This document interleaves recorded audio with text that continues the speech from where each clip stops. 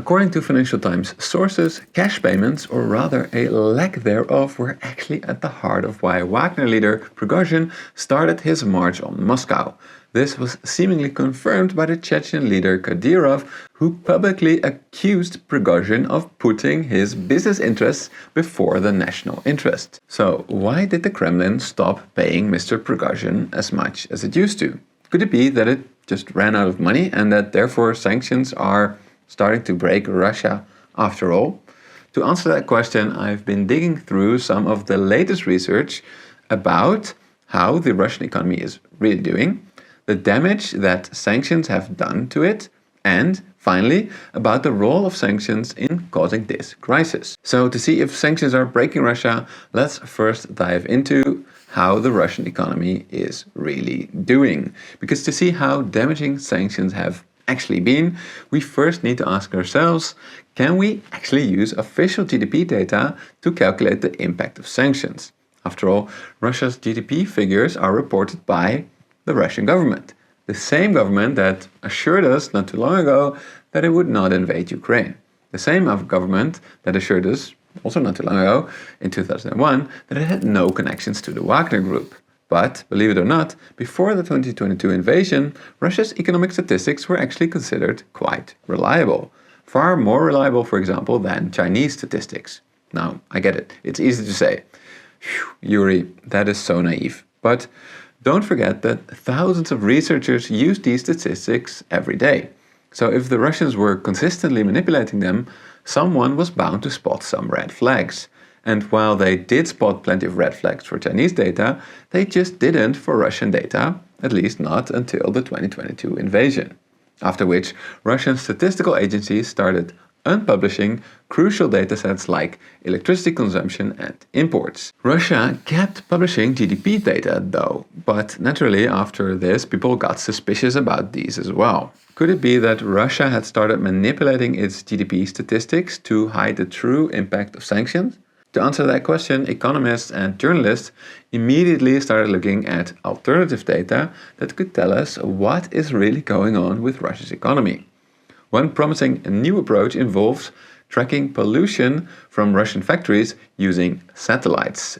Now, seen from space, most Russian industries seemed to have, on average, declined by 6.2% in 2022, even though official statistics reported a 1.2% increase in industrial production.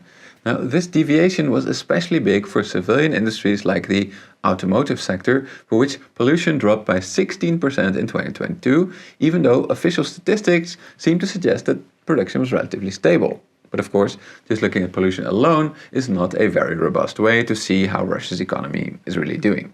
Ideally, you'd want to look at much more alternative data and see how these are correlated with Russia's GDP before the 2022 invasion. And that is exactly what ECB economists Adrian Schmidt and Hanna Sagno have done when they constructed an alternative tracker for Russia's economy that doesn't really rely on data provided by Russia's official statistics agency. Instead, their tracker relies on a variety of different datasets that include the pollution data mentioned earlier, as well as consumer bank card spending, statistics, import data from trading partners, house sales data, Google searches for unemployment, for example, and more. Interestingly, while their tracker matches official data pretty well before 2022, it starts to perform worse than the similar tracker based on official data after the invasion, suggesting that the Russian economy did between 0.2% and 2.9% worse than official statistics would have you believe. However, while this research is really interesting, to me it didn't prove without a doubt that Russia is manipulating GDP statistics for two reasons. The first is that it's not yet a peer-reviewed scientific study, and to get published I think this tracker would also need to be thoroughly tested in other countries as well. After all, this range of 0.2% to 2.9% of GDP is pretty big. The second explanation for the difference between the tracker and official statistics is that the tracker focuses on the civilian economy, while Russia's spending has massively shifted to military in 2022. At least that is what author Hanna Sagno told me when I interviewed her live on this channel. So, in summary, while there are some pretty big red flags about Russian data, it's not proven beyond reasonable doubt yet that official GDP figures are manipulated. After all, it could also be that these deviations can be explained by a radical shift from a civilian economy to a war economy. And therefore, when estimating the impact of sanctions, I will use the official figures still as a baseline, but I recommend that if you don't trust them, you can add 1 to 3% in damages, depending on how skeptical you are of the data. So with that out of the way, let's just answer the following question. How much damage have sanctions done to Russia's economy? But before getting into the damage done by sanctions, let me just tell you about the damage that people selling your personal data on the internet are doing to you by introducing today's video sponsor Incogni. Commercial data brokers gather your personal information from the internet, such as your employment history, residential address and social security number, only to sell it to an array of businesses. Take health insurance firms as an example. They might buy this data and elevate their prices based on the activity patterns in your online searches. Even worse, some data brokers have been ensnared in the act of selling data to fraudsters. Ever wonder why you get thousands of spam emails that you never signed up for?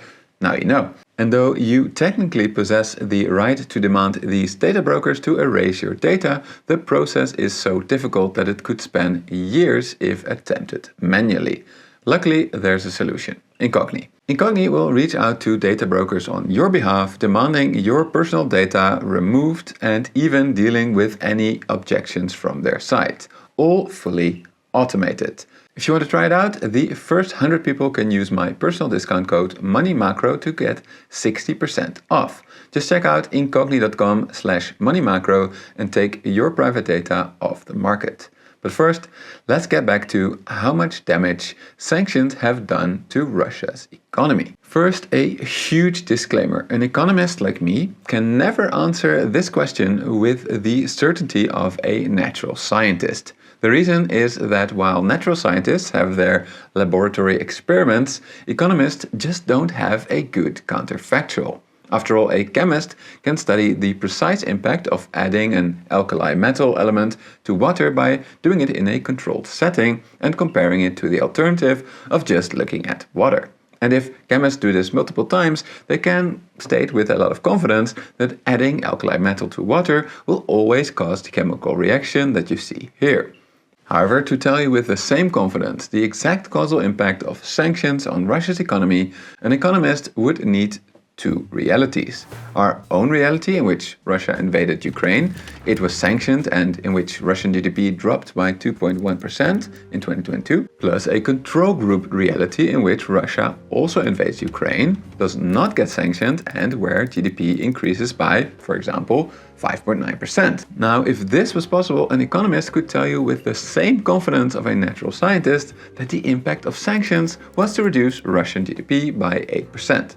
However, since such an alternative reality does not exist, economic researchers had to come up with clever but imperfect ways to estimate the true impact of sanctions on Russia's economy.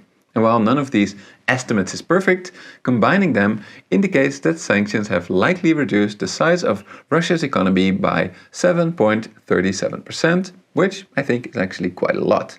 So how did I get to this number? Well, I did so by reading studies that used 3 different estimation techniques to estimate the impact of sanctions on Russia's economy. And to just get it out of the way now, all of these techniques have huge flaws, which is not surprising given that, economists don't have access to this alternate reality in which Russia invaded Ukraine but did not get sanctioned. So instead, I will just take the average of all of these highly flawed estimates, which, since these flaws are not the same, should then give us a more reliable estimate of the impact of sanctions on Russia's economy. Okay, the first and most popular way that economists have calculated the likely impact of sanctions on Russia's economy is by comparing the performance of Russia's economy to predictions about its performance before the war and before sanctions were imposed. And given that forecasters were on average expecting Russia's economy to rebound from the impact of COVID in 2022 and show 5 to 8% growth or so, and the economy actually contracted by 2.1% in 2022, then the logical implication is that thanks to sanctions and war, Russia's economy lost about 7 to 10% of GDP. Now, according to the Bank of Finland, which summarized these types of studies, the average estimate of these types is a drop of 9% in Russian GDP. Of course, the weaknesses of this approach are that it does not separate the war from the sanctions and that it implicitly assumes that these original forecasts were going to be accurate. So, let's just find some more flawed estimates to get a better picture. Luckily, the Bank of Finland researchers also summarized a more scientific way that economists have studied the impact of sanctions on Russia. And that is to create a mathematical model of Russia's economy and then compare the impact of sanctions in two simulations of that model. On average, these studies suggest that Russia's GDP declined by about 7%. Thanks to sanctions. However, while this scientific setup is great, the big flaw here is obviously that these models are gross oversimplifications of the real Russian economy and the sanctions imposed on it. So, let's add one more flawed estimation method before we get to our number. Professor Richard Disney from the University of Sussex has proposed that we estimate the impact of both the war and the sanctions by looking at oil prices. Yes, oil. Because Russia's economy is extremely reliant on energy prices, which are closely linked to the oil price. Its entire economic performance therefore used to be heavily correlated with oil prices. If oil was expensive, Russia grew fast, and if it was cheap, Russia grew slowly. Leveraging this correlation, Professor Disney calculated that if oil prices had roughly continued as they did before the invasion, then a 4% growth rate would make sense for Russia's economy in 2022. However, considering the reported negative growth rate of around 2.1% in 2022, this simple calculation suggests that the war and sanctions had a minimum cost to GDP of 6.1%. So, if we now combine the averages of these three different estimation techniques, the best estimate that we can get for the impact of sanctions on Russia's economy in 2022 is minus 7.37%. Or perhaps minus 8.37%, or even minus 10.37% if you don't trust official GDP numbers or want to potentially correct for the influence of Russia's war spending. However, given that these estimates are so flawed, I just want to stress again that this estimate is to be taken with a gigantic grain of salt. After all, unlike natural scientists, as macroeconomists, we are still stuck with bad data and the fact that there is simply no counterfactual.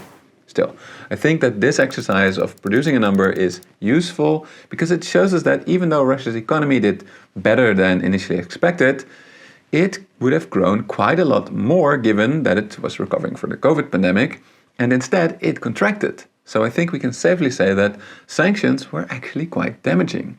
And that can explain why after oil prices came back down, Russia's government is now reportedly in more and more trouble to keep paying its bills. And given that Putin recently admitted that they paid Wagner roughly $1 billion. С мая 2022 года по май 2023 на денежное содержание и стимулирующие выплаты государство заплатило компании Wagner 86 миллиардов 262. The impact of sanctions could then potentially explain that they wanted to cut costs by paying Wagner less. So, did sanctions break Russia's economy after all? Well, it could be. Eager to avoid borrowing more, the Russian state has recently been trying to raise extra money from the big companies run by its famous oligarchs. And so it could very well be that Mr. Prigozhin and his Wagner group were one of these companies which the state is now trying to squeeze for money. So yes, given the limited information that we have, it could be that sanctions are increasingly starting to play a role in the current chaos that we are seeing in Russia. That being said, I have seen plenty of other plausible explanations from political scientists. After all, there is a rich history of, for example, a poor war performance which will then lead to internal conflict in a country. For example, it could very well be that the Russian Defense Ministry has been reducing Wagner payments because it felt threatened by their increased prominence. This could also make sense given that it has tried to bring it and other militias under increased control with new contracts. And this, I think, shows us yet another flaw in the science of macroeconomics, and that is that it cannot hope to explain global affairs without political context. Still, I hope that this analysis has given you an interesting alternative perspective on Wagner's uprising. What do you think? Was it mostly sanctions? Was it the faltering war effort? Was it politics, or a combination of all of these? Let me know in the comments below, and if you're interested in another take, you might find this video over here by Russian analyst Vlad Vexler to be of interest. Alternatively, if the study about Russia's data piqued your interest, consider checking out this interview with one of the authors, Hanna Sagno, over here, in which we go into more detail about it and its limitations. Finally, a big shout out to my patrons and members who make independent analysis backed by macroeconomic research like this one possible.